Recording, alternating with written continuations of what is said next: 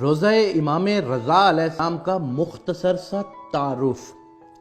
بادشاہ امام رضا علیہ السلام کے حرم کا کل رقبہ 240 ایکڑ ہے، یعنی 1920 کنال۔ حرم پاک کا ایک چکر 4 کلومیٹر کا پیدل سفر بنتا ہے۔ سڑک جہاں سے ختم ہوتی ہے وہاں سے حرم پاک میں داخل ہوں تو دنیا کا سب سے قیمتی پتھر لگا ہوا ہے۔ وہ گرینائٹ لگا ہوا ہے جو گرمیوں میں ٹھنڈا رہتا ہے اور سردیوں میں گرم ہوتا ہے۔ صحن کے باہر جو ابتدائی دروازے ہیں وہ اتنے قیمتی لکڑی کے ہیں جو دنیا کے کسی بھی بندے کو دستیاب نہیں ہیں۔ پھر جب صحن ختم ہوتا ہے تو آگے شروع ہو جاتا ہے حرم۔ حرم پاک کے جتنے دروازے ہیں وہ سب کے سب سونے کے دروازے ہیں۔ ایک دروازے میں گلوب کی طرح لٹکا ہوا ایک فیروزہ ہے۔ اس فیروزے کے بارے میں حرم کی کتاب میں لکھا ہوا ہے کہ پورا ایران برباد ہو جائے اس پتھر کی قیمت سے دوبارہ آباد ہو سکتا ہے۔ بادشاہ رضا علیہ السلام کے مہمانوں کے لیے جو سبیلے ہیں وہ سونے کی ہیں اور جو پینے والے برتن ہیں وہ چاندی کے ہیں۔ جو ہی صحن ختم ہوتے ہیں آگے جوتے اتارنے کی جگہ ہے۔ جدھر زوار اپنی جوتیاں اتارتے ہیں وہاں پر میرے بادشاہ کے 8000 نوکر کھڑے ہیں۔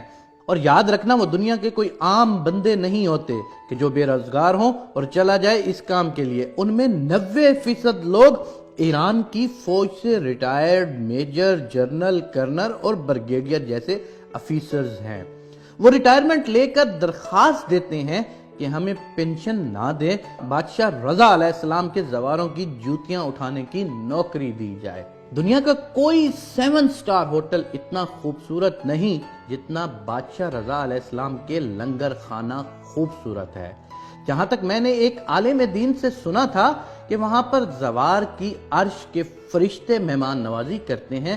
یہ جتنی بھی چیزیں ہیں، سونا، چاندی، اینٹیں، پتھر، ان سب کی فیکٹریاں امام رضا علیہ السلام کی اپنی ہیں۔ کچھ صحن ایسے ہیں جن کا رقبہ بہت وسیع و عریض ہے۔ ان کو صحن بزرگ کہتے ہیں۔ اذہان میں جو بزرگ ضعیف یا معذور زوار مہمان آتے ہیں ان کے لیے صحن میں امام رضا علیہ السلام کی گاڑیاں کھڑی ہوتی ہیں، اس لیے کہ میرا زوار چل نہیں سکتا، اسے سواری پر لے کر آؤ۔